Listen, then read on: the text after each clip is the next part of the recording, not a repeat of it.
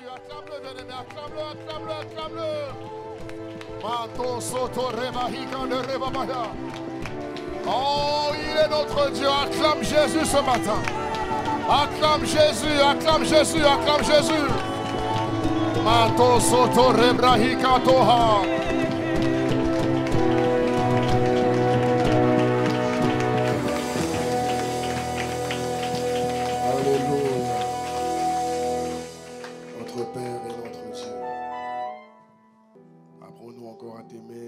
Nous te supplions. Aide-nous à t'aimer. Fais-nous t'aimer, nous te supplions. En ce mois d'avril, sois notre Dieu. Sois notre Dieu. Inspire les pensées de nos cœurs. Sois avec nous. Ce matin, Père, instruis-nous. Esprit de vérité, dis-nous la vérité. Instruis-nous, montre-nous la voie que nous devons suivre. Que la parole du jour nous conduise chaque jour cette semaine. Et que notre environnement, que Marseille voit que tu es notre Dieu. Merci pour ce jour où tu nous rassembles tous ici. Te disons merci infiniment pour le privilège que tu nous as fait de devenir enfant de Dieu.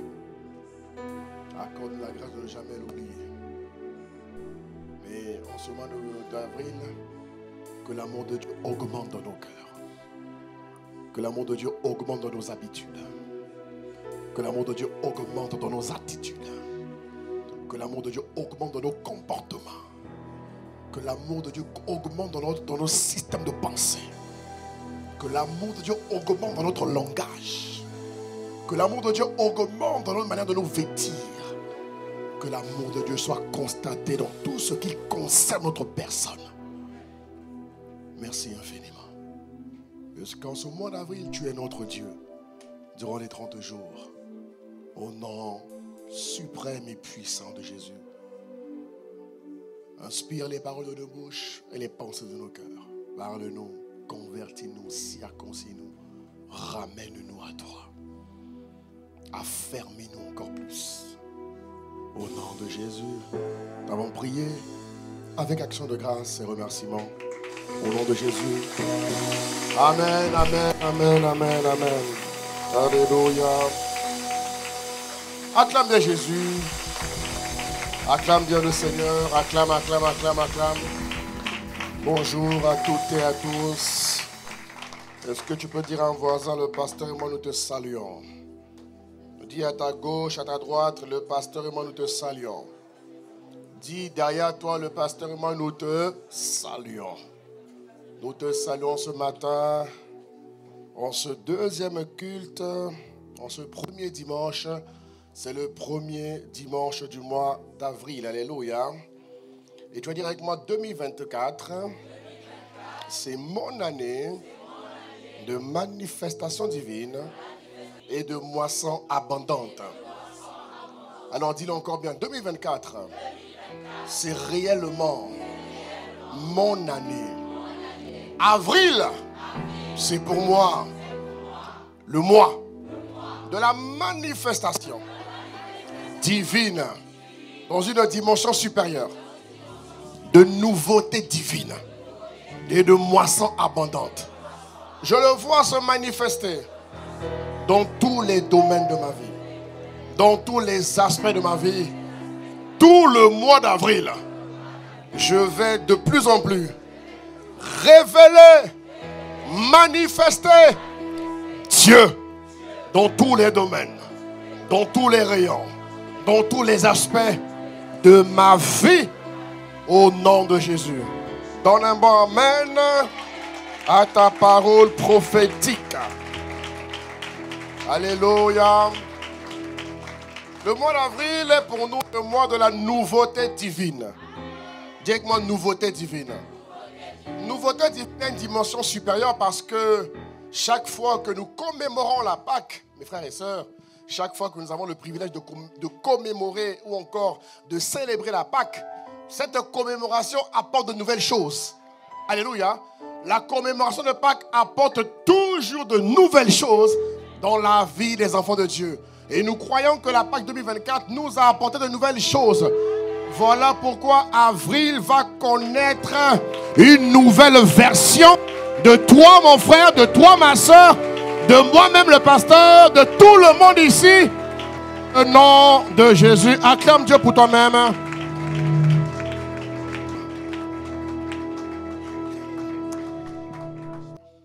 Donnez-moi amen, donnez-moi amen. Avant de prendre place, j'aimerais vous rappeler, s'il vous plaît, l'importance de notre projet de déménagement. Alléluia. Nous devons prier jusqu'au bout. Alléluia. Dieu voulant, dans quelques semaines, Dieu voulant en tout cas, dans quelques semaines, il se pourrait qu'on bouge. On a encore...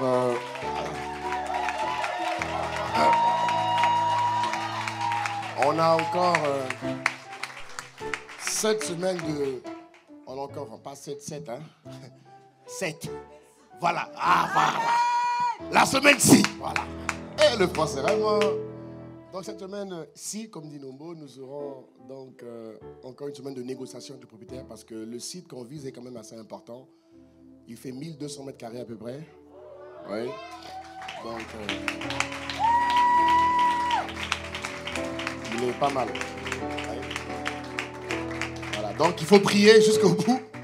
Mais ça va aller. La nouveauté divine va choper le propriétaire en route. Voilà, ça va aller. Hein? C'est un beau site. Par la... bon, en tout cas, on sera là pour un bon moment. Moi, je rêve d'avoir un site comme ici, là. Oui, non? Dans quelques années, on va avoir un site comme le Quatre. On aura un QG comme ça à Marseille. Donc, quelques années. Donnez-moi encore quelques années. Voilà. Ça vient. On va étape par étape. Mais pour l'instant, le site qu'on va avoir n'est pas mal. Il fait à peu près 1200, 1300 mètres carrés. Voilà, il est spacieux. Il y a même un ascenseur et tout. Donc, c'est pas mal. Ça va. En tout cas, c'est pas mal. C'est pas mal. En tout cas, pour la saison, c'est pas mal. Dis avec moi, c'est pas mal. Comme dit Loun, c'est bien. Voilà. On rend grâce à Dieu. Alors, bien aimé, prions pour cela. Et nous allons donc nous mobiliser avec notre concept EBR, Ensemble Bâtissons pour le Royaume, qui va commencer la semaine prochaine, c'est ça?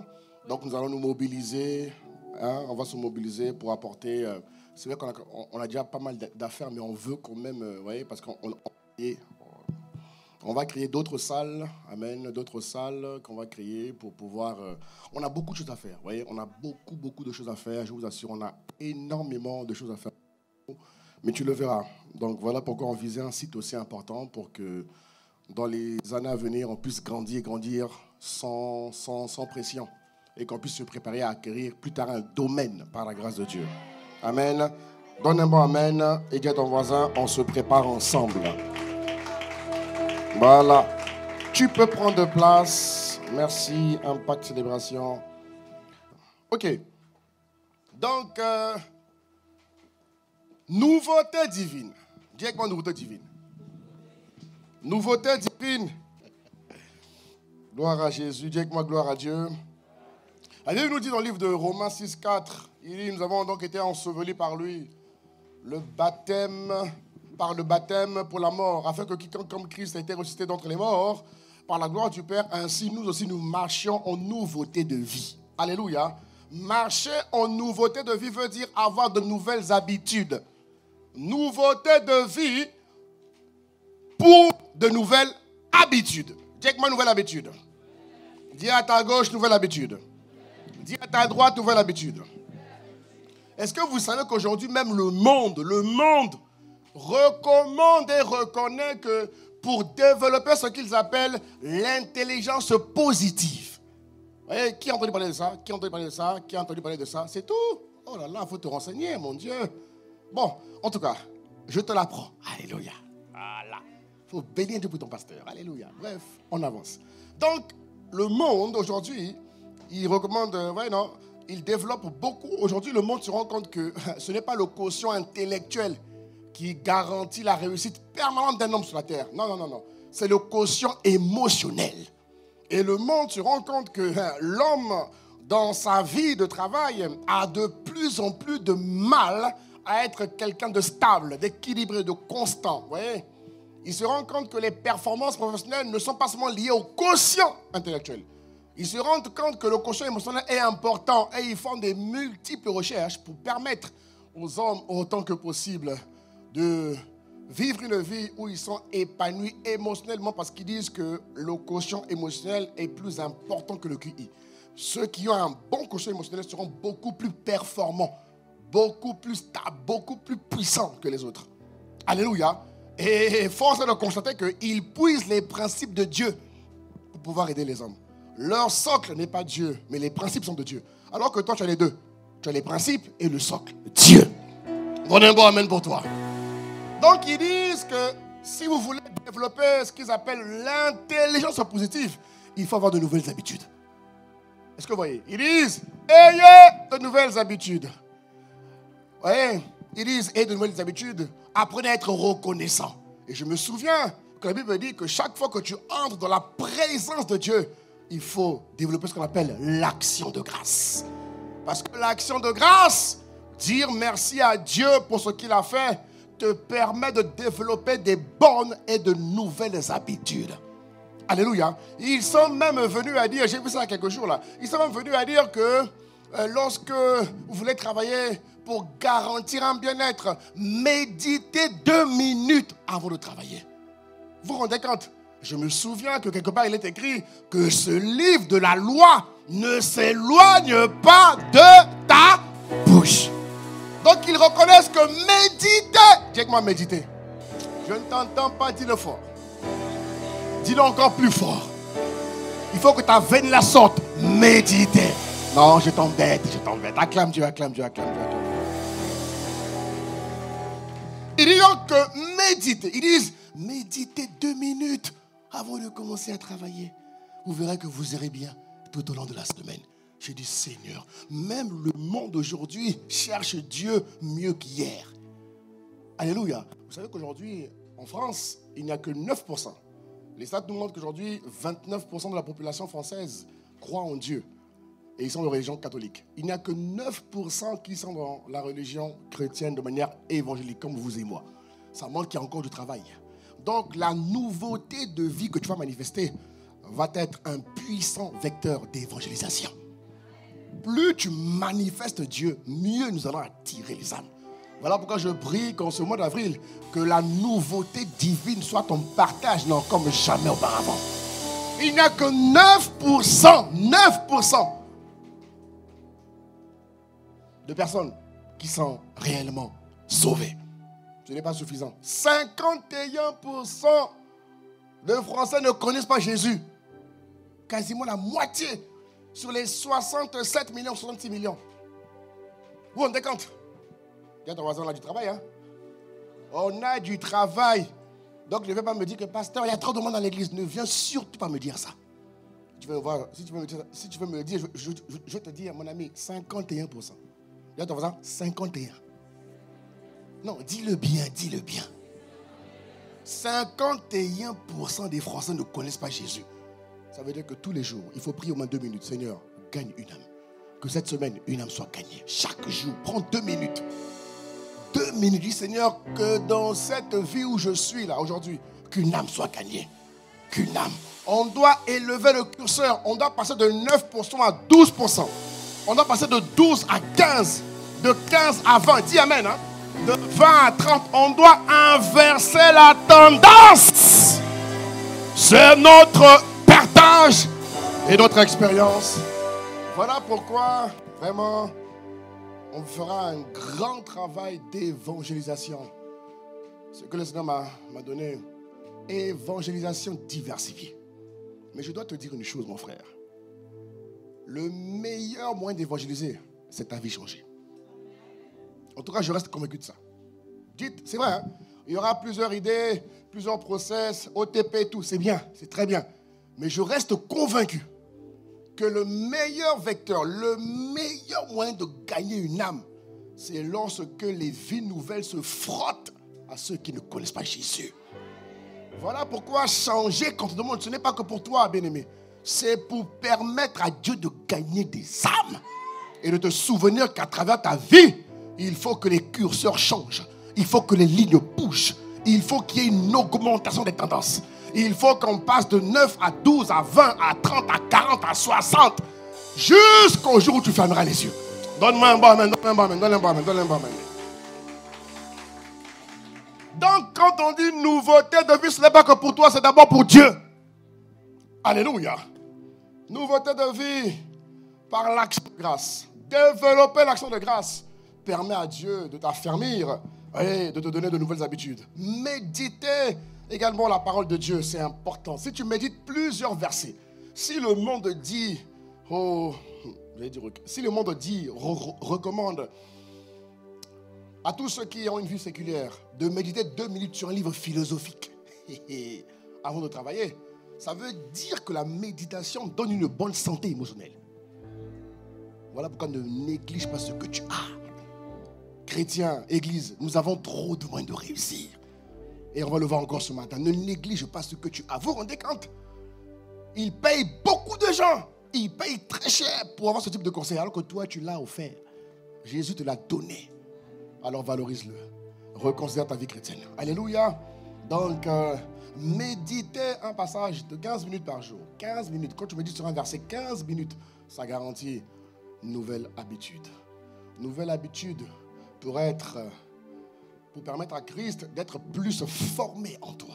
Nouvelle habitude pour connaître un affermissement sans précédent. La Bible dit en Acte 16, 5, et c'est ce que j'ai reçu pour le mois d'avril, pour les églises du sud de France. Il dit, les églises s'affermissaient dans la foi. Je te vois t'affermir en ce mois d'avril, comme j'aime auparavant. À cause de la Pâque, je te vois t'affermir. Je vois que la commémoration de la Pâque va t'emmener à un niveau d'affermissement supérieur. Il dit les églises. Quelle église? Marseille, Montpellier, Avignon, Nice, Perpignan, Toulon, bientôt Aix. On arrive bientôt à Aix. Elles s'affermissaient dans la foi et voyaient le nombre de leurs membres augmenter chaque jour. Vous voyez? Si tu es affermi, les âmes vont venir à Dieu. J'insiste, hein, le meilleur vecteur, le meilleur moyen, le plus puissant de gagner les âmes, c'est ta vie changée. C'est ta vie transformée. C'est ta vie convertie. Et ce matin, nous allons voir un des secrets qui te permet de développer la nouveauté de vie. Voilà. Un des secrets qui garantit, qui affermit, qui embellit ta vie. Ah, c'est pas mal ça. Qui embellit ta vie. C'est pas mal, hein? C'est pas mal. Ok. C'est quoi ce secret? Tu le connais, hein? Mais mon point n'est pas que tu le connaisses. Ce que je viens challenger ce matin, c'est ton niveau de pratique. Voilà. Et tu vas voir que quand je vais développer, tu vas voir que il y a un niveau que tu n'es pas encore. Mais cela, c'est parfait. Parce que ce message vient pour te permettre d'y arriver. Alléluia. Voilà. Il dit, donc, le parler en langue est un des secrets qui garantit la vie nouvelle, qui embellit la vie nouvelle, qui fructifie la vie nouvelle. Dis-moi le parler en langue. Le parler en langue, c'est très très important. Et regardez, bien aimés, regardons ensemble. Il y a un des apôtres qui a été le plus fulgurant, le plus dynamique, le plus efficace, le plus fécond.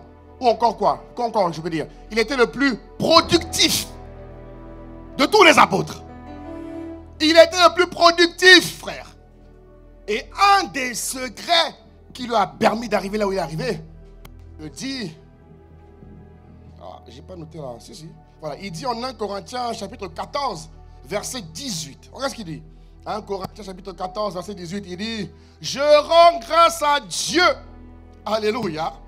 Il dit, je rends grâce à Dieu de ce que je parle en langue plus que vous tous. Est-ce qu'on peut le lire ensemble, famille? 1, 2, 3, on y va. Je rends grâce à Dieu de ce que je parle en langue plus que vous tous. Moi j'ai dit, Paul, pause. Tu n'es plus là, tu as quitté la terre. Aujourd'hui, moi je prie en langue plus que toi. Moi j'ai dit à Paul, Paul, pause. Quand tu étais là peut-être, mais aujourd'hui, nous sommes là, dans la place. Donc il faut que je gomme plus que vous tous. Il faut que je sois dans le plus que vous tous. Oh mon frère, ma soeur. Alors Paul, bien-aimé, un des secrets de sa productivité en Christ, un des secrets de sa sagesse, un des secrets de sa puissance, de son zèle, il avait un zèle terrible. Paul n'avait peur de rien. Et Paul a connu les plus grandes adversités. Il a connu les plus grandes oppositions, bien-aimé. Mais malgré cela, par la grâce de Dieu, Paul a combattu le bon combat. Paul a gardé la foi. Paul est allé, comment dire, d'efficacité en efficacité. Il allait de conversion en conversion. Il a pu dire à la fin de sa vie, j'ai combattu le bon combat. J'ai gardé la foi avec une confiance infaillible. Alors, je me suis rendu compte que c'est un des secrets qui fait jaillir les fleuves d'eau vive. Il est écrit que si quelqu'un croit en moi, il dit en Jean chapitre 7 verset 37, il dit, Jean chapitre 7 verset 37, la régie s'il vous plaît, il dit, regarde ce qu'il dit, Jean chapitre 7 verset 37, ok, Jésus se tenant debout s'écria, si quelqu'un a soif, qu'il vienne à moi et qu'il boive. Verset 38, regarde ce qu'il dit. Regarde ce qu'il dit au verset 38 maintenant. Celui qui croit en moi, des fleuves d'eau vive couleront de son sein. Alléluia. Couleront. Et je crois que le prier en langue est un des moyens qui te permet d'expérimenter les fleuves d'eau vive. Je vais te le prouver ce matin, par la grâce de Dieu. Alors, qu'est-ce que la prière en langue produit dans nos vies de tous les jours? Il n'y a rien de plus pratique. La prière, le prière en langue est un exercice qui se veut continu, qui se veut permanent, qui doit se pratiquer en tout temps. Il ne sera jamais dépassé, il ne sera pas has-been, jamais de la vie.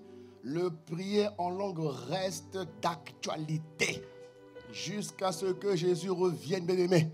Nous aurons toujours besoin de parler en langue. Alléluia. Mais aujourd'hui, mon point, c'est combien de temps tu parles en langue?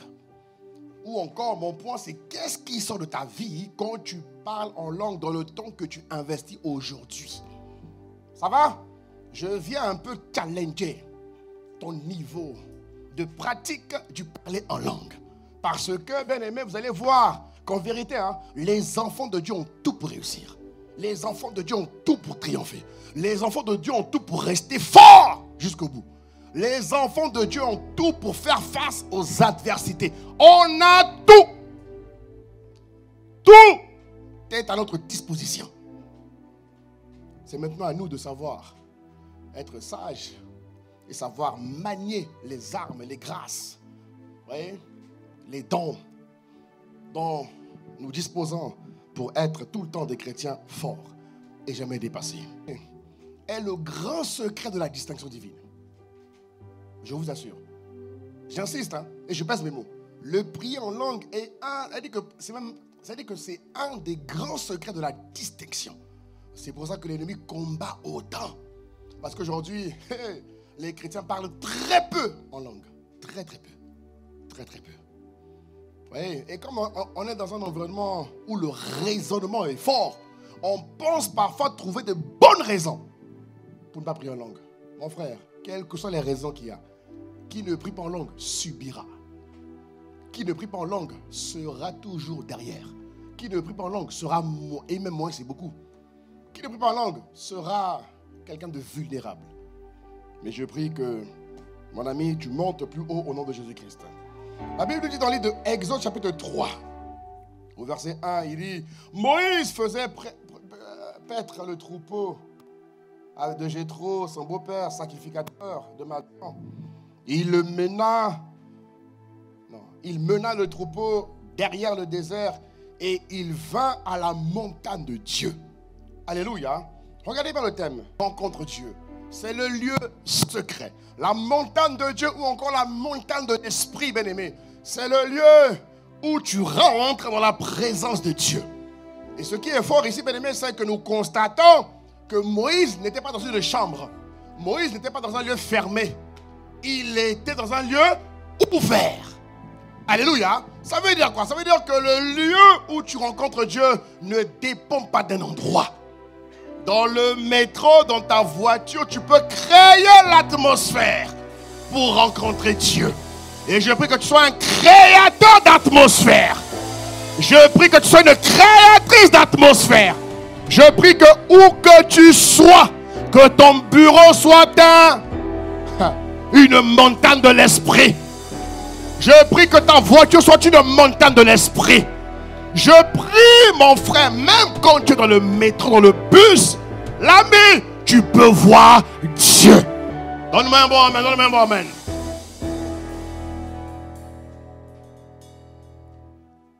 Moïse rencontre Dieu derrière le désert. Pas dans une chambre. Pas dans sa caverne. Pas dans sa tente. Pas dans sa maison. C'est le lieu de rencontre avec Dieu lui-même. Alors qu'est-ce qui se passe lorsque j'accède à ce lieu de rencontre? J'aimerais te dire que ce n'est pas seulement à la maison. Parce qu'il y a des chrétiens qui croient laisser Dieu à la maison. Ils croient laisser Dieu à la maison. Non, mon frère. Je suis désolé. Dieu est partout. Il t'accompagne partout où tu es. Il a dit, je suis avec toi tous les jours jusqu'à la fin du monde. Alléluia. Deuxième chose, la montagne de l'esprit, c'est le lieu où Dieu parle. C'est le lieu où tu entends Dieu. Écoute mes mots. Mon frère, ma soeur, la montagne de l'esprit, ou encore la montagne de Dieu, le lieu secret. Lorsque tu rentres, c'est l'endroit où Dieu parle, mais l'endroit où tu entends Dieu distinctement. Ça se dit, hein? Distinctement. Ça va, non? Voilà. Distinctement. Dis avec moi distinctement.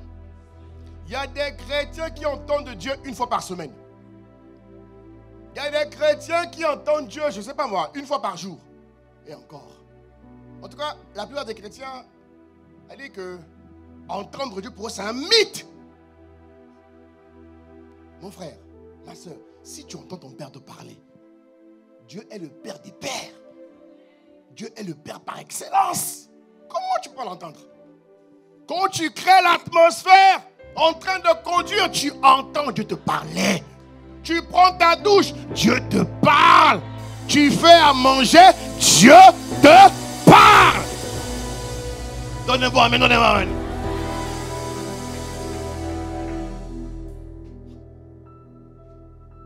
Les chrétiens ont du mal à entendre Dieu. Non, mon frère, ce n'est pas un mythe.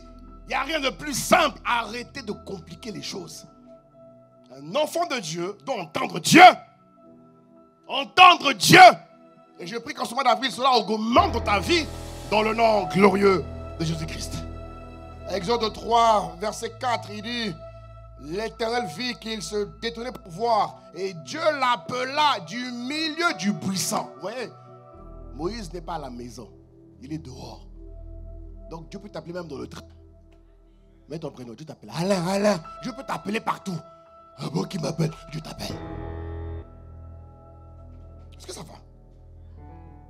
Moïse répondit: me voici. C'est le lieu où tu entends Dieu. Voilà pourquoi Dieu l'a démultiplié.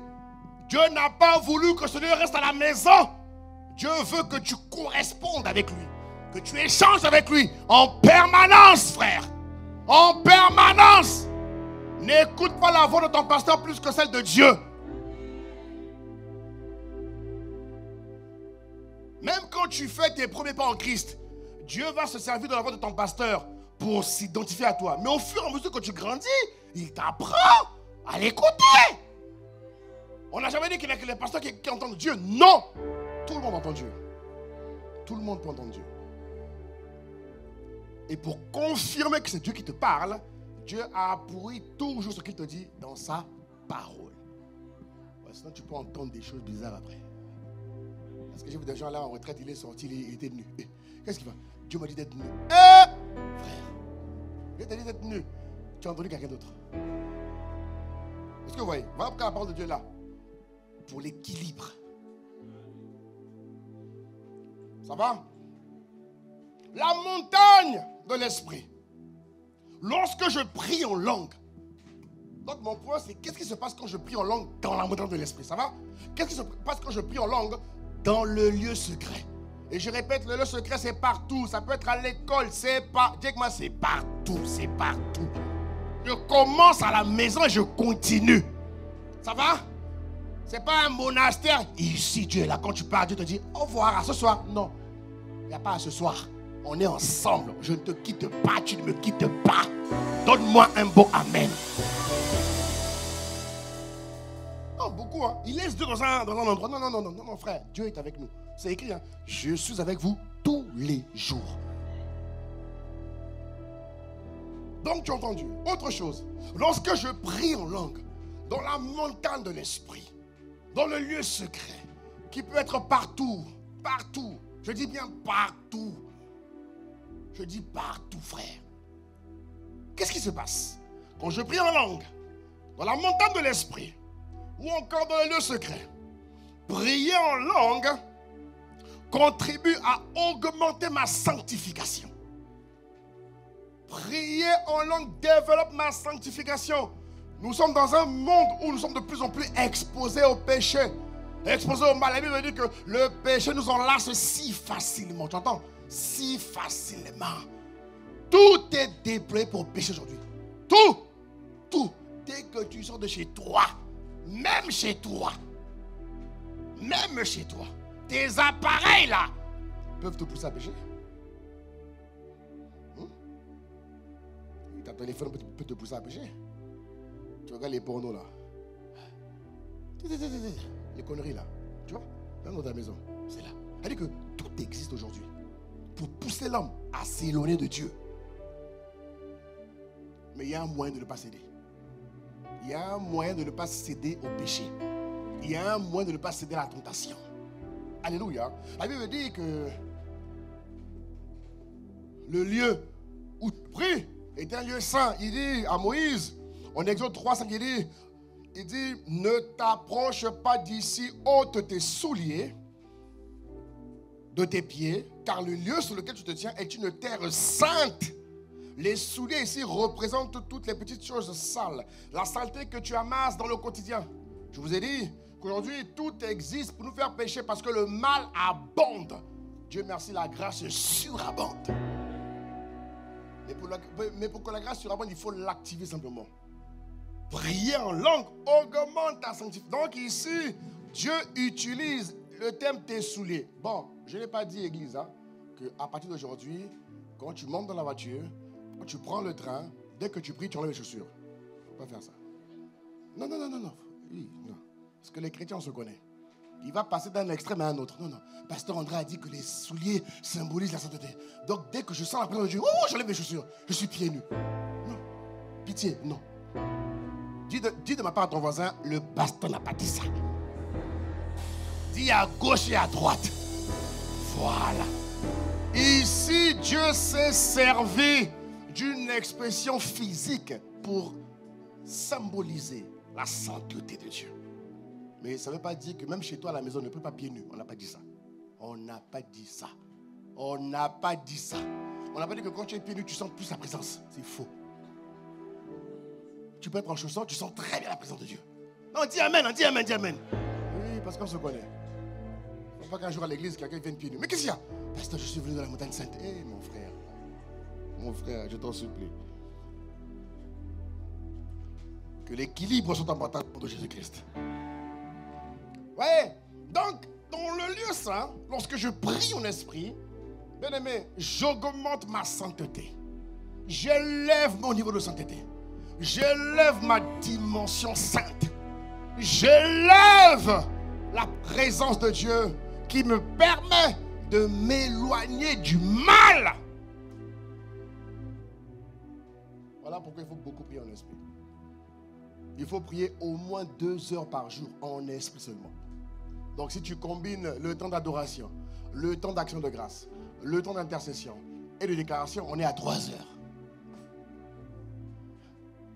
Bon là, quelqu'un me regarde bizarre. Mon frère. Mais tu es prêt à faire 3 heures de film, hein? Pourtant. Tu es prêt à aller à manger 3 heures à quelqu'un au restaurant à papoter, hein? Tu es prêt à faire les massolos, à parler longtemps au téléphone. Mais quand il faut prier, tu dors, tu ronfles. La question c'est qui te fait dormir? Il faut te poser la question. Est-ce Dieu ou le diable? Qui te fait dormir? Parler avec un humain, tu es prêt à passer des heures. Mais avec Dieu.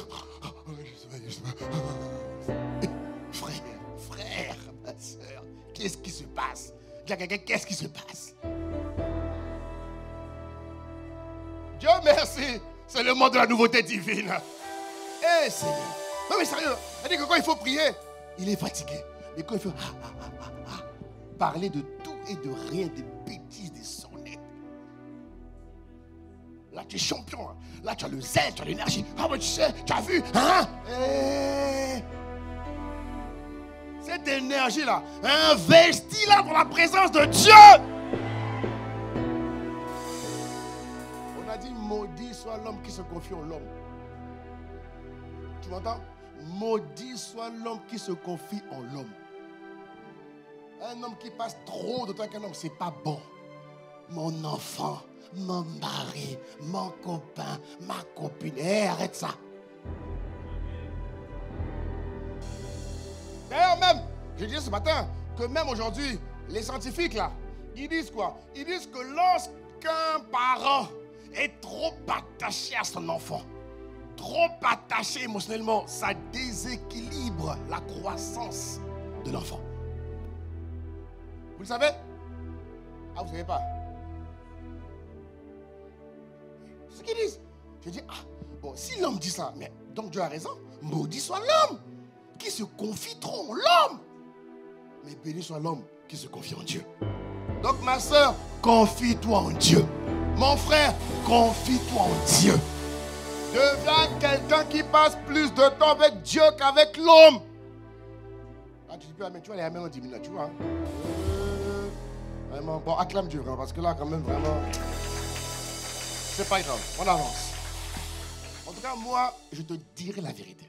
Quel que soit ton regard, je m'en fous, je te dis la vérité. Te dose bien, après tu peux partir. Au moins, la parole est rentrée en toi. Bon, donnez-moi un minute, je continue. Quatrième chose, la montagne de Dieu, ou encore la montagne de l'esprit, ou encore lorsque je me rends dans la montagne de Dieu et que je prie en esprit. Lorsque je prie en esprit dans la montagne de Dieu, dans la montagne de l'esprit, dans le lieu secret.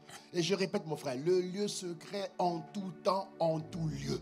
Dites-moi en tout temps, en tout lieu. Bon, ça ne veut pas dire qu'il faut même que tu te désolidarises de tes camarades et de tes collègues. Il ne faut pas que tu sois un gars bizarre, non. Non. Un chrétien n'est pas un gars bizarre. Un chrétien est très sociable. Dis amen. Oui, parce qu'il porte l'amour de Dieu. Oui. C'est pas quand on le voit, oh le gars il est bizarre. Non, il ne faut pas être un gars bizarre, puant, bizarre. Non. C'est-à-dire qu'il faut porter la présence de Dieu. Tu comprends, non? Il faut être dans l'équilibre. Tu vas manger avec tes collègues, mais il y a des moments où il faut te retirer aussi seul. Il faut savoir être dans l'équilibre. Mais le meilleur équilibre, c'est entendre Dieu, justement. Voilà pourquoi je prie qu'en ce moment, la grâce d'entendre augmente. Plus tu entends Dieu, plus tu es équilibré, frère. Donnez-moi maintenant, je continue. Quatrième chose, disant que la montagne de l'esprit, pendant que je prie en langue, lorsque je prie en langue, je développe la paix et la sérénité. Qui a remarqué que lorsqu'il prie en langue, lorsque tu as dépassé 1 heure, tu rentres à 1h10, qui sent que son esprit est en paix? C'est-à-dire que quand tu pries en langue, tu sens qu'à un moment donné, tu te sens bien, quoi. Qui le sent? Ah, que toute l'église vive ça. C'est-à-dire qu'à un moment donné, tu te sens bien. C'est-à-dire que c'est un bien que tu ne peux pas expliquer. Et le monde cherche ce bien-là. Alors pratique-le plus. Pratique-le sans modération. Ça se dit, hein? Non, au cas où tu vois, je dégaine. Elles sont là pour m'aider. Donc, sans modération. C'est bien ça, hein, sans modération. Ah, si j'ai mal parlé, c'est eux. C'est-à-dire que prier en langue te permet de vivre une paix, une sérénité. La Bible dit en Psaume 65, il apaise le mugissement de la mer ou des mers. Il apaise le mugissement de leurs flots et le tumulte des peuples. Lorsque tu parles avec Dieu, tu échanges en priant en langue. Le prier en langue t'apaise. Et ça te donne, ça te procure, un bien-être important qui te permet de triompher émotionnellement. Ça fait du bien à ta santé émotionnelle. Ouais, c'est là. Tu n'as pas besoin de prendre les cours. Eux, ils en ont besoin. Ils cherchent Dieu. Mais toi, tu as Dieu. Alors prie en langue. Prie 1 heure, prie 2 heures, prie 3 heures, prie 4 heures. Pourquoi tu veux t'arrêter? Pourquoi tu veux t'arrêter? Qui t'a fixé un seuil de limite? Qui? Non, dis-moi qui. Qui te dit que c'est impossible de prier 5 heures en langue? Qui t'a dit ça? Dis-moi qui t'a dit. Viens me dire, pasteur, qui t'a dit? Qui t'a fixé un seuil de limite? Qui? Pratique-le. Ça fait quoi si tu fais 1 nuit sans dormir? Tu vas mourir? C'est écrit où? Dans quel hôpital? Celui qui fait 1 heure sans dormir va mourir. C'est écrit où? Frère, c'est écrit où? Ma soeur, c'est écrit où? Nulle part. Nulle part.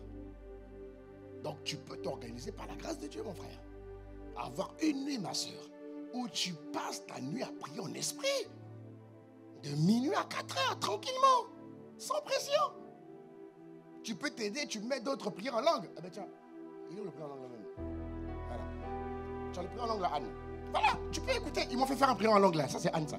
Et tu écoutes. J'ai fait un prière en langue pendant c'est comment? C'est 1 heure, hein? Tu écoutes. Quand c'est fini, tu remets encore. Et tu pries en langue. Il faut que tu pries 4 heures, 5 heures, 6 heures, 7 heures.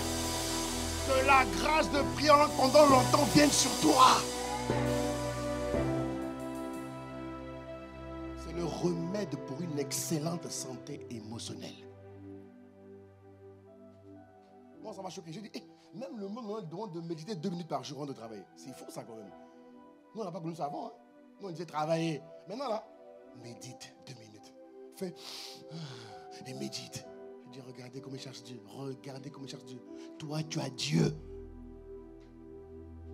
Alors pourquoi tu ne peux pas ressembler à tes collègues? Non, tu dois être différent. Et je vais te le prouver tout à l'heure. Reste calme. On avance. Donc, 5e chose.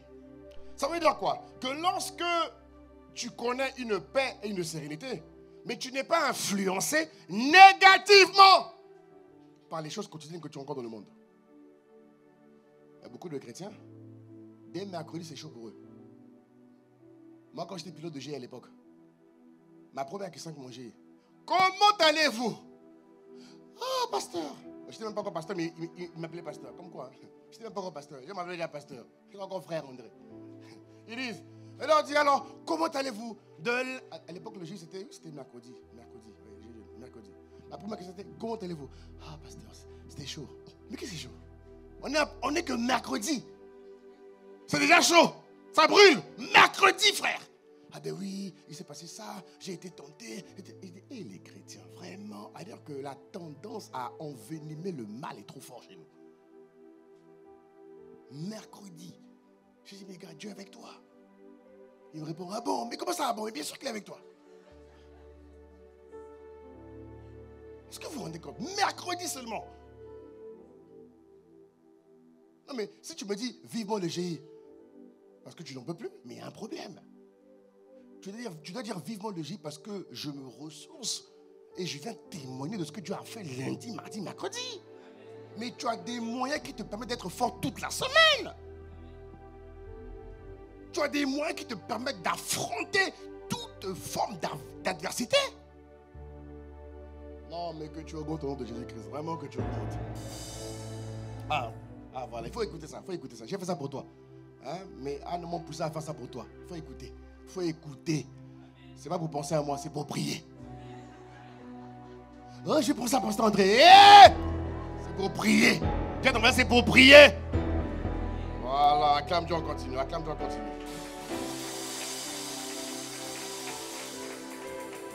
5e chose, lorsque je prie en langue, bien-aimé, dans la montagne de Dieu de l'esprit, lorsque je prie en langue,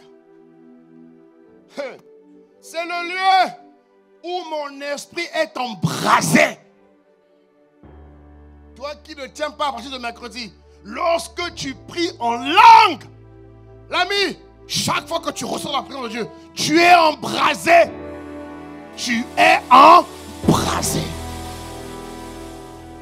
Lorsque tu prends langue, plusieurs heures, il faut dépasser 2 heures. Dis à ton voisin, on dépasse 2 heures.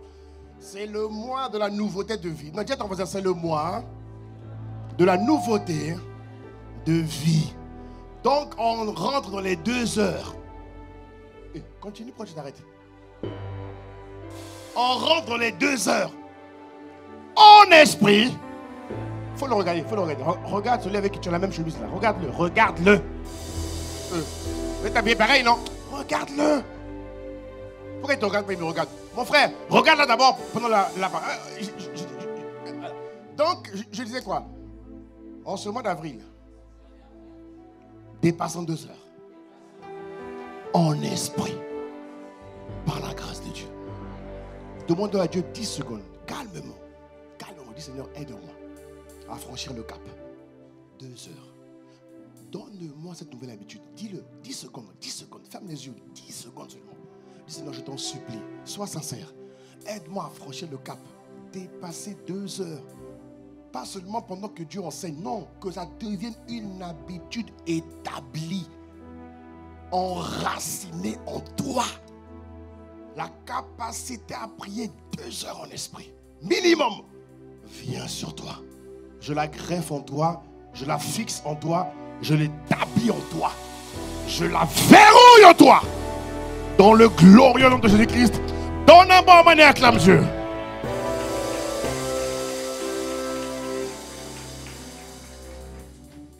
Quand tu pries en langue, frère, tu rencontres le feu divin. Il dit en Exode 3:2, il dit, l'ange de l'Éternel lui est apparu dans une flamme de feu au milieu d'un buisson. Il dit, Moïse regarda et voici le buisson était tout en feu. Il dit, le buisson était en feu et le buisson ne se consumait point. Alléluia. Voyez, il dit, l'ange de l'Éternel lui apparaît dans une flamme de feu au milieu d'un buisson. Moïse regarda. Moïse était dans le lieu secret, frère. Dans la montagne de Dieu, montagne de l'esprit. Il a vu un feu qui ne se consumait pas. C'est ce que tu vois quand tu pries en langue. Lorsque tu pries en langue, l'esprit embrasse ton esprit. Il fait de toi une braise. Il fait de toi une dynamite de feu. Et quand tu sors, tu es comme un feu dévorant. Tu es comme un feu dévorant qui va consumer toutes les impuretés qui se liguent contre toi. Voilà pourquoi je prie que la dimension de prier en langue, elle augmente considérablement dans ta vie. Au nom de Jésus. Avec ça, tu vas tenir lundi, mardi, mercredi, jeudi. À tenir. Dans les temps mauvais dans lesquels nous sommes là, frère, il faut pratiquer tout ce que Dieu donne. Sans exception, il faut tout pratiquer. Tout. Le monde est de plus en plus mauvais. Il faut être fort. Quand il y a le mal qui est là, il ne faut pas pleurer. Il ne faut pas dire. Non. Quand le mal est là, il faut l'affronter, le terrasser. C'est le seul moyen de subsister. Ce n'est pas, le mal est là, on le contemple. Ah oui, le mal, aujourd'hui il est vert, demain il est blanc. Non, mon frère. Le mal est là. Prépare-toi à l'affronter. Ne subis pas le mal. Non. Nous, on domine le mal. Bon amen. 6e chose. Qu'est-ce qui se passe lorsque je prie en langue, frère? Lorsque je prie en esprit, je prends le temps d'aller étape par étape pour que tu réalises. Parce que des fois, beaucoup ne réalisent pas. J'ai même écouté une femme de Dieu, là, très connue, qui dit que non, quand tu pries en langue, il faut altérer. J'ai dit, comment ça altérer? Pourquoi altérer? Non, parce que quand tu prends en langue, j'ai dit, mais n'importe quoi. Elle dit que Satan met un stratagème pour empêcher les gens de parler en langue. Non, faut pas parler en langue pendant des heures parce qu'après ton esprit. Mais j'ai dit, mais n'importe quoi. J'ai dit, mais ton intelligence demeure stérile. Oui. Pourquoi? Parce que souvent dans l'intelligence, il y a le pouvoir de la connaissance du bien et du mal qui peut altérer des jugements. Donc il est parfois bon que ton esprit reste, que ton intelligence se taise afin que ton esprit se fortifie, parce qu'un homme nouveau, un homme fort, une femme forte doit être conduit par son esprit. L'esprit est la partie la plus importante de l'homme. Même le monde le voit aujourd'hui. La santé émotionnelle, c'est quoi? Mais c'est l'esprit. Alors comment tu peux me dire d'arrêter de prier en langue alors que le mal abonde? N'importe quoi. Vous faites attention à ce que vous écoutez. J'ai vu ça en bâtissant il y a quelques jours. J'ai dit, mon ami, laisse ça. Prie en langue. Prie en langue. Prie en langue. Prie en langue. Dis à ton voisin, prie en langue. Ok, alors qu'est-ce qui se passe? 6e chose. Lorsque je prie en langue, dis-moi lorsque je prie en langue. Prier en langue me permet d'accéder à la révélation de Dieu. La révélation, bon là, je vais dans un autre angle. Et à la fin, je parlerai de notre révélation. Là, je vais parler de la révélation de la personne de Dieu. Je n'ai pas eu le temps de le faire ce matin. Voyez? La révélation de la personne de Dieu. Très peu de chrétiens voient Dieu tel qu'il est. Très peu de Dieu ont la révélation de Dieu pour ce qu'il est. Beaucoup sont dans ce que Dieu fait. Mais quand tu apprends à développer le réma dans ce que Dieu est, ça garantit ton salut.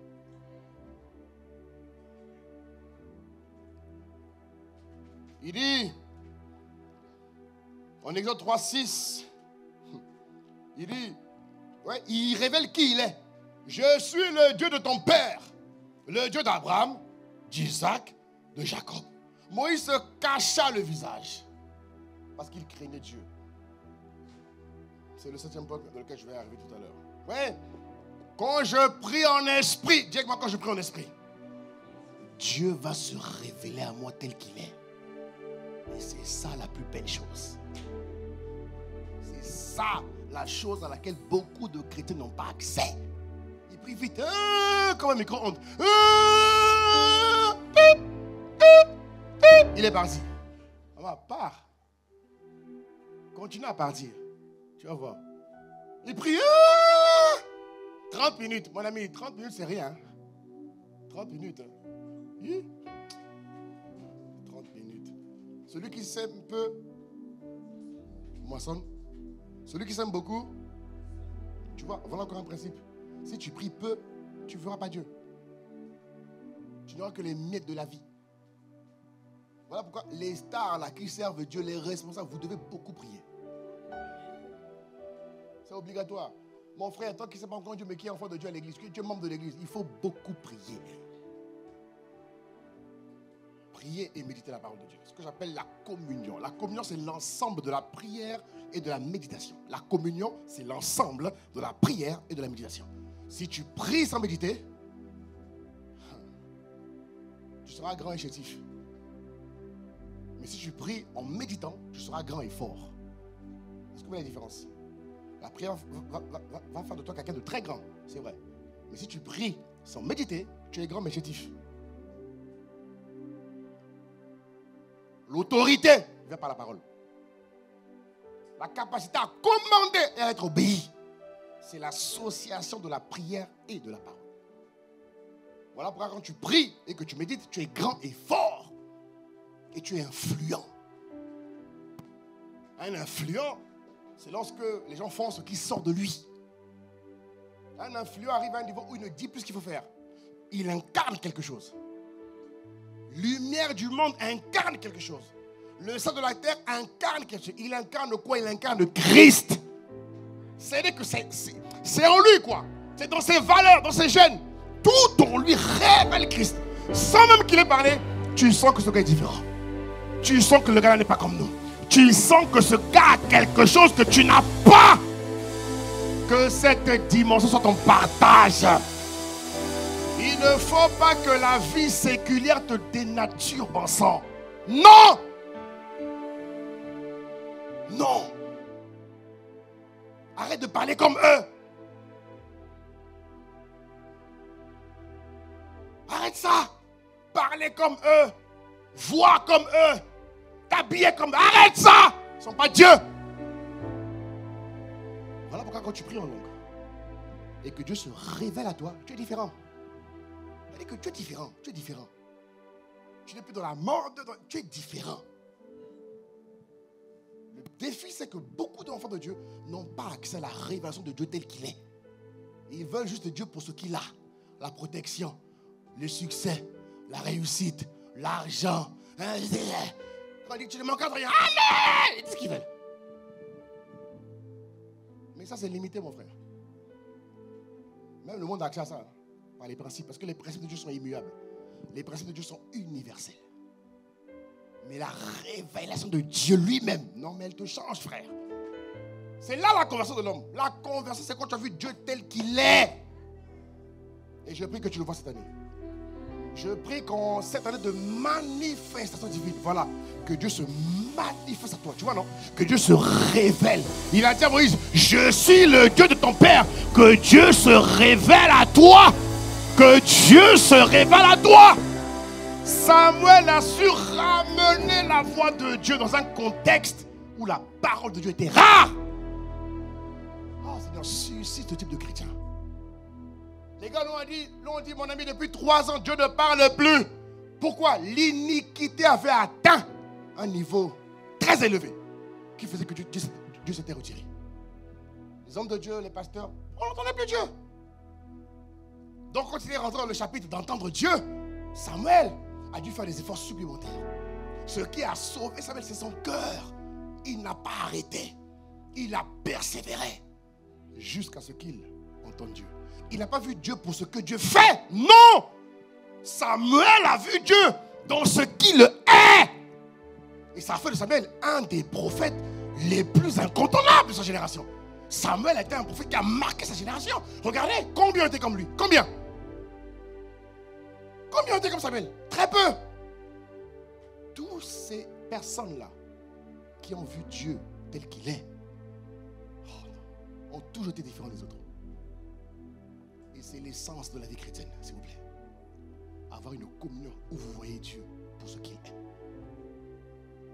Que cette grâce vienne sur vous, s'il vous plaît. La grâce est déjà sur vous, mais qu'elle augmente sur vous. Que Dieu se révèle à vous, s'il vous plaît, bien-aimés. Que Dieu se révèle.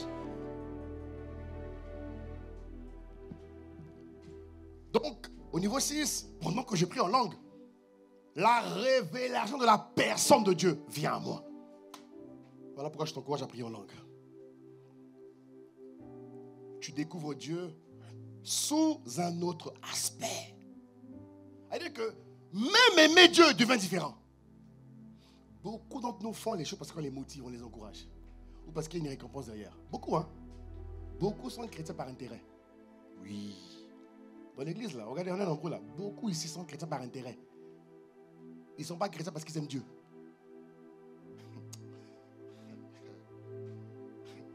Aimer Dieu pour ce que Dieu est, très peu. Mais Jésus l'a dit, il n'y a que 25%. Tu me regardes comme si je t'apprends rien, hein, c'est écrit dans la Bible. C'est pas un scoop ce que je dis, c'est écrit dans la Bible. 25%. Aimer Dieu pour ce que Dieu est, on n'a pas beaucoup. Et ma prière est que tu fasses partie de ces personnes-là. Apprenons à aimer Dieu pour ce qu'il est. Arrêtons de faire les choses pour faire plaisir aux gens. Arrêtons ça. C'est de la séduction. Et ça ne nous emmènera pas aussi à l'église. En ce moment de la nouveauté de vie, là, rentre en profondeur. Que Dieu se révèle à toi. Je t'en supplie. Donnez-moi la main. Amen et je continue. 7e chose qui se passe lorsque je prie en esprit dans la montagne de l'esprit. Dans la montagne de Dieu, qu'est-ce qui se passe? 7e chose, bien aimé. La Bible dit que Moïse, toujours le même passage, il dit Moïse cacha le visage car il craignait de regarder Dieu. Regardez, ce passage montre que lorsque je prie en esprit, prier en esprit augmente la crainte de Dieu dans mon cœur. Prier en esprit, mes frères, augmente la crainte de Dieu. On ne prie pas en esprit juste pour être fort. Arrêtez ça. C'est pas juste pour impressionner les gens. Non! On prie en langue pour devenir un Dieu. Pour être comme Dieu. Dis-moi amen doucement.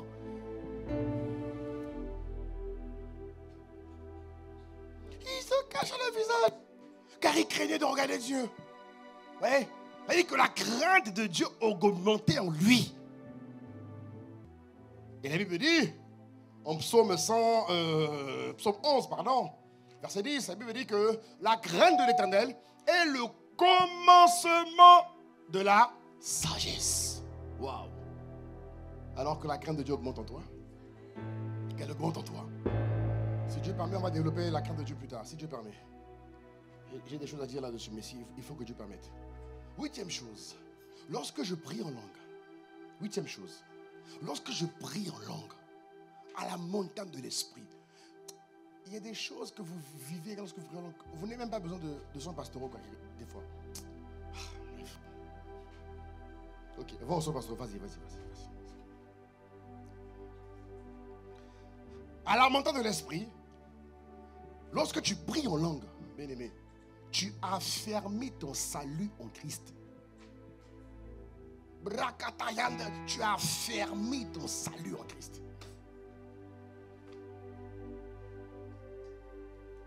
Plus tu pries en langue, plus tu affermis ton salut. Philippiens 2,12, il dit ainsi, mes bien-aimés, comme vous avez toujours obéi,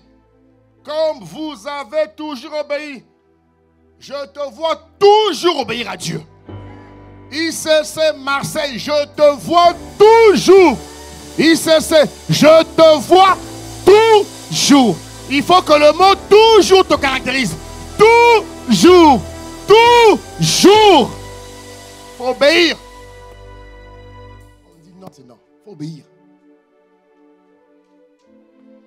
Il faut obéir. Plus tu pries en langue, plus tu affirmes ton salut. Il dit, vous avez toujours obéi, travaillez à votre salut.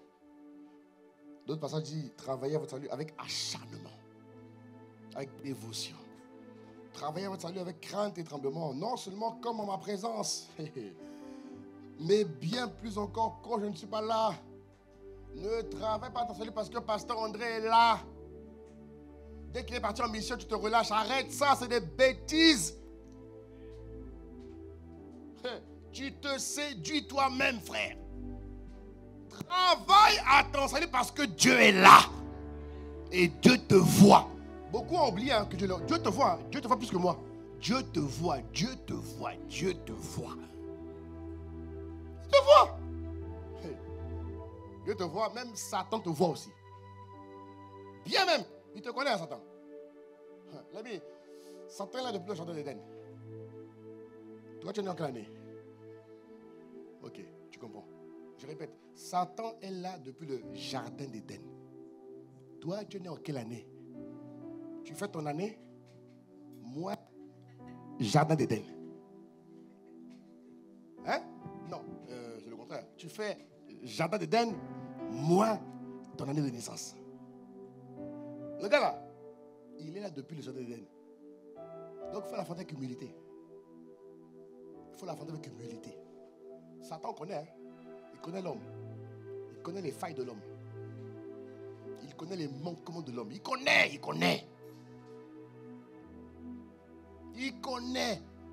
Voilà pourquoi, frère, il faut être en Christ. Satan, il ne sait pas, il n'est pas patient, mais il sait attendre. Oui. Il sait attendre. Il sait. Un peu comme la souris, quoi. Il sait attendre. Il sait que si tu fais ça, tu vas retomber. Il sait. Satan, Dieu te connaît très bien. Ah bon, pasteur, tu crois que quoi? Vous êtes des esprits. Ils passent leur temps à analyser nos failles. Ce qui te couvre, c'est le sang. Mais quand tu ouvres les portes, Satan connaît, il connaît. Je sais qu'il connaît, mais je sais qu'il me connaît. Et moi aussi, je le connais. Donc, je ne joue pas avec ça. Je n'ai pas la prétention. Non. Je me cache en Christ. Il faut être très humble dans la vie spirituelle. Combien de grands sont tombés, frère? Blaguez-vous. Le gars, il est là depuis le jardin d'Éden. Toi, tu n'es il n'y a pas longtemps. Même si tu es né en 1940. Il n'y a pas longtemps. Le gars est là depuis le jardin. Dis avec moi, jardin d'Éden. Il était déjà là. Les Adam sont partis, le gars est là. Les Paul sont partis, le gars est là. David est parti, le gars est. Et nous sommes là maintenant. Vous comprenez, les frères? Il faut travailler ton salut. Il faut être sérieux. On ne joue pas avec le salut. Il faut t'affirmer. Ne sois pas un hypocrite. Sois quelqu'un d'authentique. Que la sanctification augmente ton authenticité. Tu comprends? Que la sanctification augmente ta pureté. Sois quelqu'un de sincère, de vrai. Abat les masques. Sois quelqu'un d'authentique, de vrai. Ne fais pas le ruser comme Satan, on dirait un diable.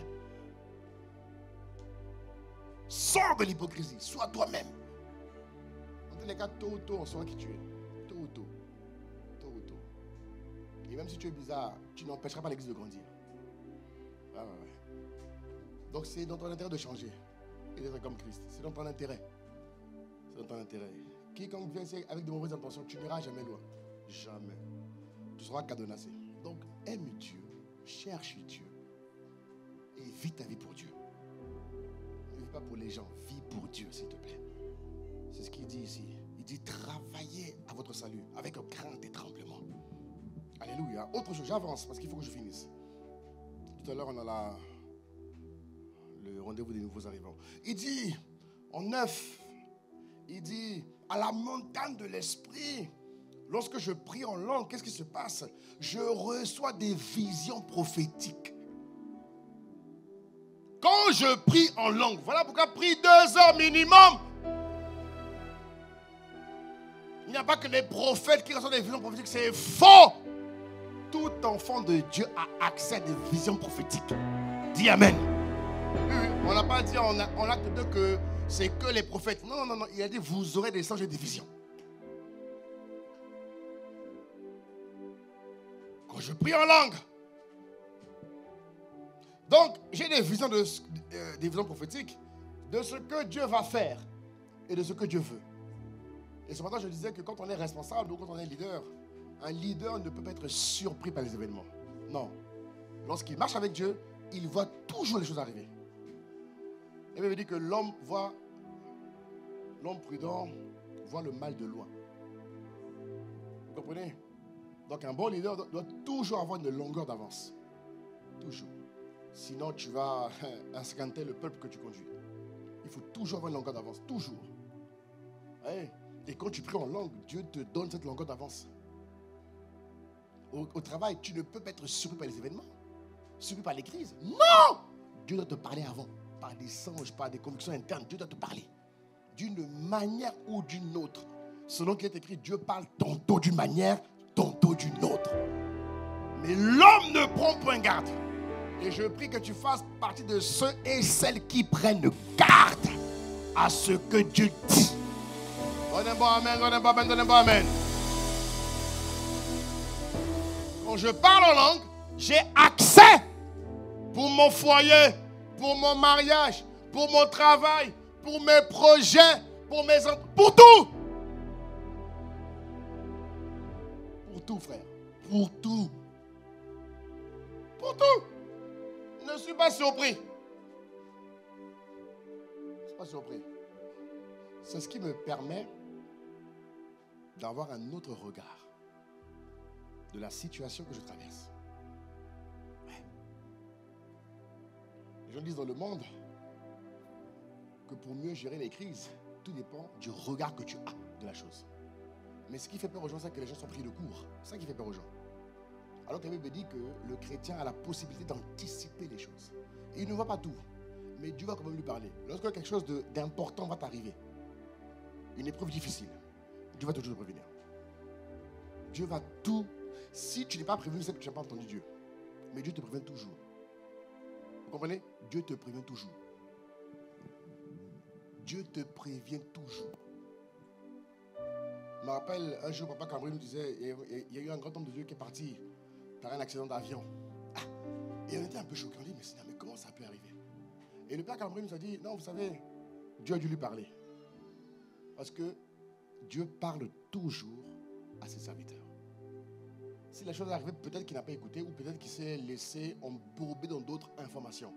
Mais pour un homme de son calibre, au stade où il était arrivé, il ne pouvait pas partir aussi brusquement. Même si Dieu l'appelait à partir, ça pouvait être évité. C'est juste qu'à un certain moment, il n'a pas pris garde. Et ça, je ne l'ai jamais oublié. Je me suis dit, Seigneur, dans la vie, il faut entendre Dieu, quoi. Parce que l'événement nous a choqués. Il est parti, lui et sa femme. Vous imaginez?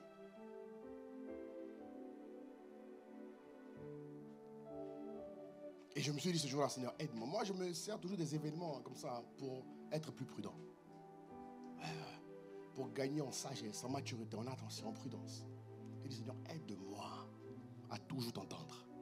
Parce que lorsque je prie en langue, j'ai accès à des visions. Alors parle-moi, édifie-moi, instruis-moi, montre-moi tes voies. Oui. Et 10e chose, je finis avec. Deuxième chose, je finis avec. Lorsque je prie en langue, dans le lieu de rencontre, à la montagne de l'esprit ou encore à la montagne de Dieu, je vais toujours puiser mon pain quotidien. Tu te rappelles, non? En Matthieu 6. Donne-nous notre pain quotidien. Ça va? Dis amen si tu me suis. Dis amen. Dis amen. J'ai fini, je m'arrête là. Donne-nous notre pain quotidien. Lorsque je prie en langue, j'ai accès à mon pain quotidien. J'ai accès à mon pain quotidien. Mais c'est quoi le pain quotidien? Dis avec moi, c'est quoi le pain quotidien? Tu vois, je prends le temps de tout décortiquer pour que tu aies toutes les mesures. Tu aies tous les moyens d'être plus fort. C'est quoi le pain quotidien? Parce que dans le pain quotidien, il y a plusieurs... Voilà, très bien. Il dit, donne-nous aujourd'hui. Ça veut dire que c'est permanent, c'est constant, c'est tous les jours. Aujourd'hui. Ça va? Aujourd'hui, dimanche, c'est le rassemblement de la famille, rassemblement des saints. Mais lundi, mardi, mercredi, jeudi, vendredi, c'est le pain qui te fait tenir. Je finis. Il dit, dans le pain quotidien, il y a les instructions de la journée. Dans le pain quotidien, il y a la sagesse de la journée. Dans le pain quotidien, il y a la force de la journée. Dis amen. Dans le pain quotidien, il y a l'inspiration de la journée. Dans le pain quotidien, il y a la créativité. Il y a tout ça dans le pain quotidien. Alors comment tu fais pour ne pas réussir? C'est impossible. C'est impossible. Oui ou non? Hey, tu ne parles plus. Tu es calme. Wow. J'aime ton calme. J'aime ton calme. Dans le pain quotidien, il y a l'inspiration, la créativité de la journée. Il y a même la capacité à pardonner. Oui, parce que les hommes font des erreurs. Tu sais, plus le mal est présent, plus les hommes font des erreurs. Vous comprenez? Plus le mal est présent, plus les hommes font des erreurs. Des maladresses, des imperfections, des insultes. Parce que le mal pousse les hommes à pécher. Vous comprenez? Donc, au-delà de leur force, ils vont pécher. S'ils n'ont pas une capacité surnaturelle pour faire face aux forces du mal, ils vont subir la pression des forces du mal. Mais Dieu te dit que dans le pain quotidien, il y a la capacité journalière à pardonner. C'est pas tu rentres le soir, comment tu es en général? Il y a une femme qui m'a insulté, qui m'a énervé là. La femme t'est énervée à 9h. Il est 20h, tu es encore là-dessus. Oui, tu es encore là-dessus. Ton mari te demande, mais comment? Ah, il y a une femme qui m'a énervé à 9h. Elle m'a énervé. Elle a gâché ma journée. Toi, chrétienne, quelqu'un gâche ta journée.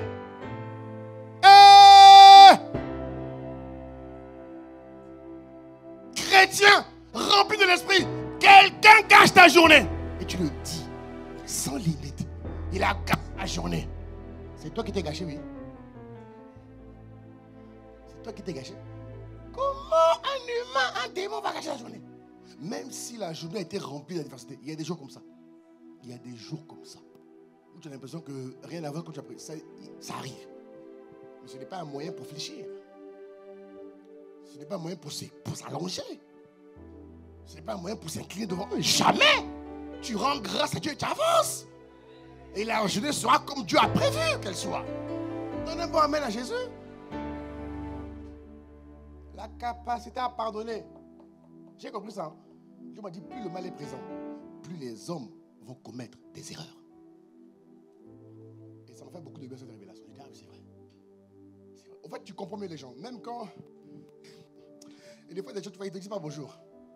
Tu es un peu impoli là. Ils ne te disent pas bonjour. Avant, ça m'énervait. Je dis, mais comment quelqu'un il te voit et ne te dit pas bonjour? Comment quelqu'un que Dieu a créé, il ne te dit pas bonjour? Est-ce que vous voyez, il ne te dit pas bonjour? J'ai appris à comprendre que l'ami, il y a des influences sur eux. Tu vois? Des fois, le gars a vu ta tête là, bon. Est-ce que vous comprenez? Elle dit que tu as compassion d'eux. Parce que le mal augmente. En fait, des fois, vous perdez cette réalité-là.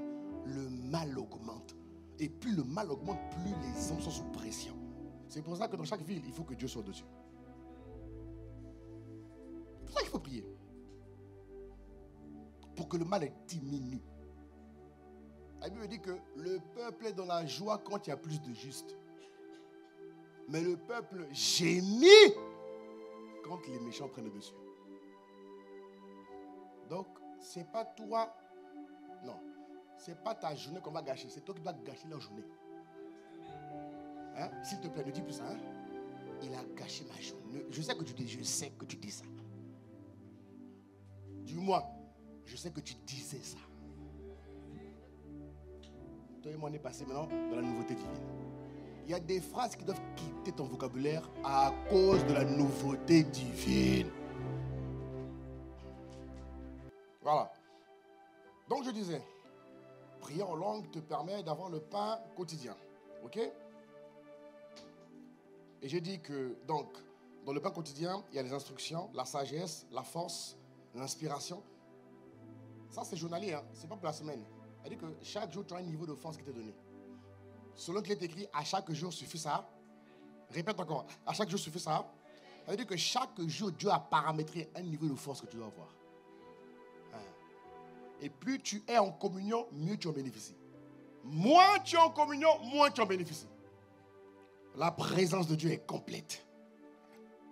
Dans le pain, il y a la révélation. La révélation de la journée. La capacité à obéir. Alléluia. Dis avec moi le pain quotidien. Regarde rapidement Exode 34, 29. Parce que j'ai montré ce matin au premier culte. Il faut que je te le montre aussi. C'est dans le pain. Dis-moi c'est dans le pain. Regarde ce qu'il dit. Moïse descendit de la montagne de Sinaï ayant les 2 tables du témoignage dans sa main. En descendant de la montagne, regarde ce qu'il dit. Il ne savait pas que la peau de son visage. Hey. Regardez, lisez. Lisez ce passage. Mais en sortant qu'il met tous les produits du monde pour être belle et pour rayonner. J'ai un remède. La présence de Dieu rend belle et beau.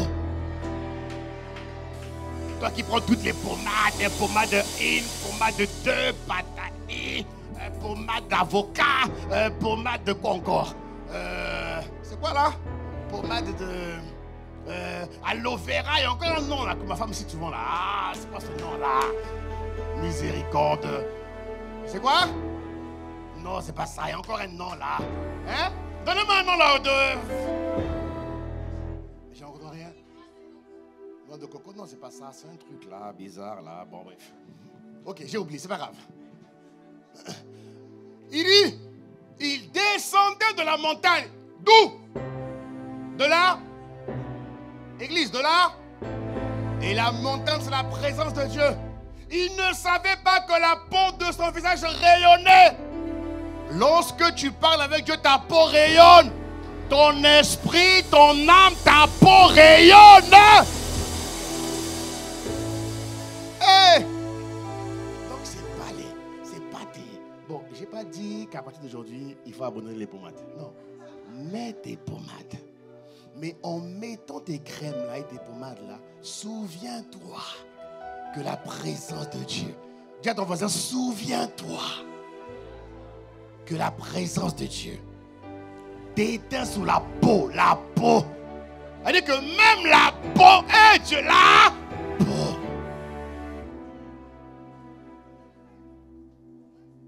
On dit pas pommade, on dit quoi? On dit crème. Hein? C'est pas grave, on s'en fout. Pommade, crème, lait, tout ce que tu veux, en sang. Au moins, tu as compris le message. Mais mon but est de te montrer que, elle dit que la présence de Dieu affecte même la peau de l'homme. C'est quoi le nom là qu'elle me dit là, ma femme? Bon, c'est pas grave. Ah, ça, dis encore, voilà. Voilà, carité, voilà. Beurre de karité, nanani, nanana. Il a dit, ma femme, la présence de Dieu affecte la peau de l'homme. Donne un bon amen à Jésus.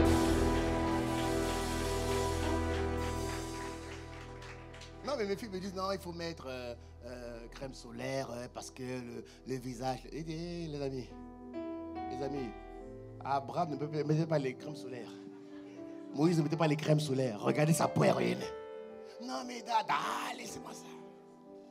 Bon, c'est pas mauvais. Viens t'en voir, c'est pas mauvais. Faut pas dire que... Faut pas venir le dimanche à l'édit dire... non. D'ailleurs, si tu as lu, c'est bizarre. Parce que normalement, la présence de Dieu, comme Moïse, elle te fait rayonner. Donc, je prie que Dieu lève à Marseille une église qui rayonne. Par la présence de Dieu. Non, que Dieu lève à Marseille une église qui rayonne. Mais qui rayonne tous les jours. Donnez-moi amen à Dieu. Donnez-moi amen à Dieu. Bon. Qui veut prier en langue? Après tout ce que j'ai dit. Qui veut vraiment prier en langue 2 heures? C'est le défi de qui? C'est tout. Donc vous ne l'avez pas. Il faut lever ta main. Lève ta main. Lève ta main. Voilà, c'est bien. Tu es joli quand tu lèves la main. Dieu va t'aider. On va se lever, on va prier. Acclame Dieu, on va prier. Acclame Dieu, on va prier. On va prier ce matin. On va prier. Acclame Jésus. Acclame Jésus. Acclame Jésus. Acclame Jésus. Acclame Dieu.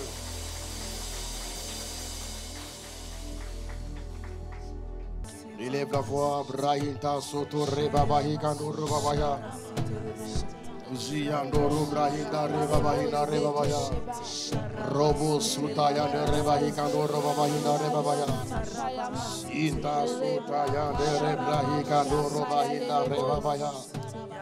La grâce de prier en langue, la grâce de méditer la parole tous les jours, de manière constante, de manière régulière, de manière permanente. Seigneur, produis en nous le vouloir et le faire. Produis en nous cela, nous te supplions. Produis en nous cela, produis cela en nous. Produis cela en nous, nous te supplions. Inazo yande rebahi kande sete hita rebabaha. Uta shiando robahi kande rebahi na rebabaya. Ziando robrahi kande rebahi na rebabaha na rebabaya. Ita soyando robrohi kande rebahi na rebabaha. Abba, nous te disons merci. Seigneur, nous te disons merci. Le secret d'une vie chrétienne qui ne meurt pas, un des secrets en tout cas, c'est la prière en esprit. Ce matin, à travers cette parole, aide-nous à devenir des femmes nouvelles, à devenir des hommes nouveaux, dans la dynamique de prière en esprit. Tu nous as énuméré 10 points qui montrent l'importance, qui montrent la vitalité et l'urgence de prier constamment en esprit. Le mal ne cesse d'augmenter, Père.